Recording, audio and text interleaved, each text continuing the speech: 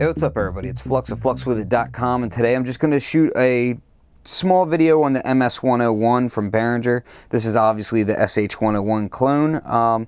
This thing is poised to hit the streets pretty soon, but this is actually an early prototype. I've kind of held off on doing any videos because it's such an early prototype. I personally had to make some changes inside of this thing to get it to where it needs to be. And yeah, so I've noticed some of the comments to other people's videos about the MS101, complaining about, oh, well, that doesn't sound like an SH101, or, you know, complaining about the context in which it's being used. And I wanted to do a video where I recreate a SH101 patch from another video that's online. And then in addition to that, I wanted to kind of just show you some of the features of it and talk about how it's different from an SH101. But, you know, being its own thing, it's, you know, it sounds great, and, you know, you can check it out. So first thing I did was I recreated a patch that I found in a YouTube video by Retro Sound. Now, if you're not aware of Retro Sound, he does a ton of videos on classic vintage synthesizers, and it's just a great channel, so I highly recommend you check it out. His most recent video, the SH101 70s and 80s famous synth sequences or something to that effect, the very first patch is a Donna Summer song. And while that original song didn't use an SH101, it was a pretty easy patch for me to showcase how this thing sounds in comparison to the SH101 in that video, so you can personally compare the two and check it out. So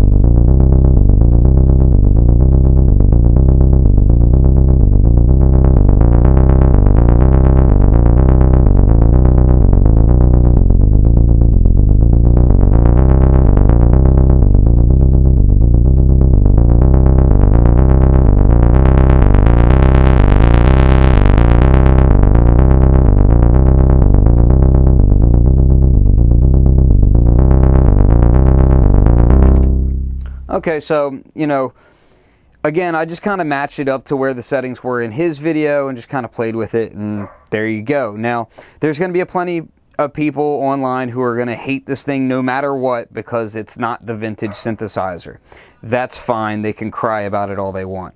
Let's talk more about what it actually is. So this synth, it's a very similar topology to what the SH101 is, but there's a few changes. One of the main changes is the 3340 oscillator inside of here has, they added the triangle wave output. They also went ahead and gave you the external audio slider on here so that you can easily control audio being run through the filter, which is pretty cool. The other massive difference here is that they added FM. Now this is actually a mod that you could do on the original SH101, and now you can, it's already built into the MS101, which is pretty cool. The sequencer is a completely different sequencer. I'm not going to get too deep onto the sequencer because in truth this early prototype has an earlier version of the sequencer. It does have ratcheting in this sequencer, which is cool, but that's not really what I wanted to focus on. I really wanted to focus more on the sound. The pitch slider bender thing, let's give this. So you've got your bender, and then you've also got mod by pushing that up.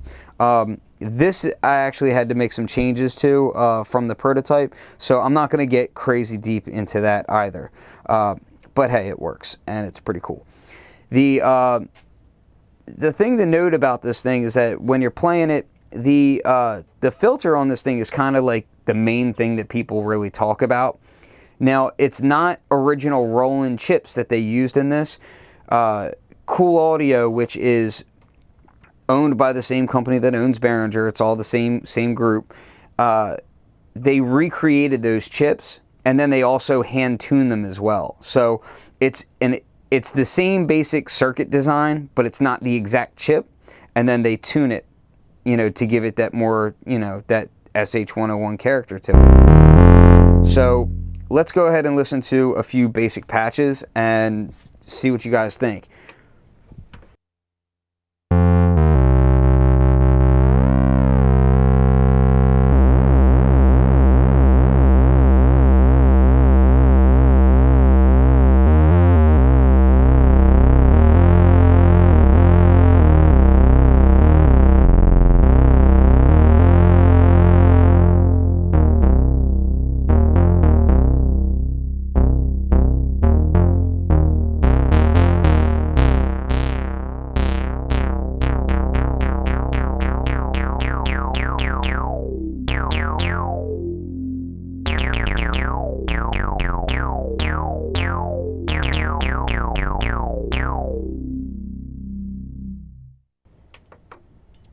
Let's go ahead and make a quick pattern on here. So we'll go here.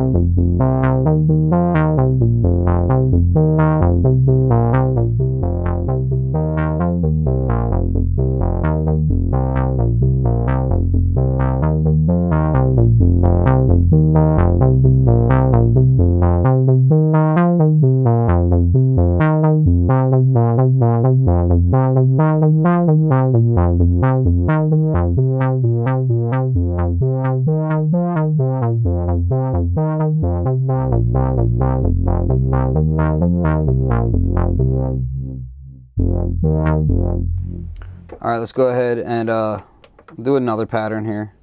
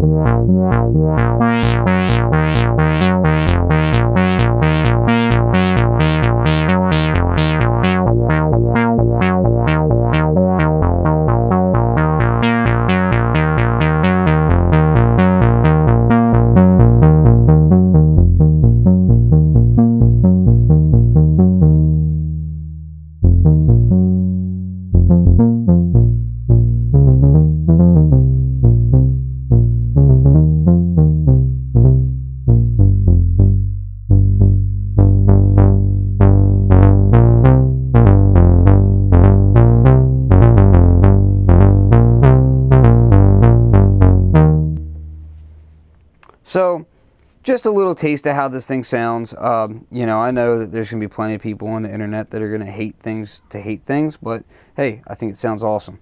Let's go ahead and play with the FM on this just so you guys can get a taste of what that's like. Just going to hold some notes and whatnot, so not going to be amazingly musical or anything. And I do kind of have a tripod sitting directly in front of me, so.